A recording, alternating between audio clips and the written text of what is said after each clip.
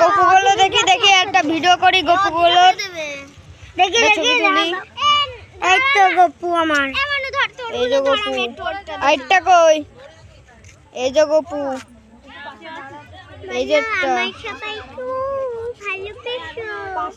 এই যে একটা একটুখানি দাঁড়াও চাচা এটা সবাই ভালোবাসে আমাকেও খালি ওকে ভালোবাসলে হবে না কিন্তু বলে দিলাম আমায় ভালোবাসতে হবে আমায়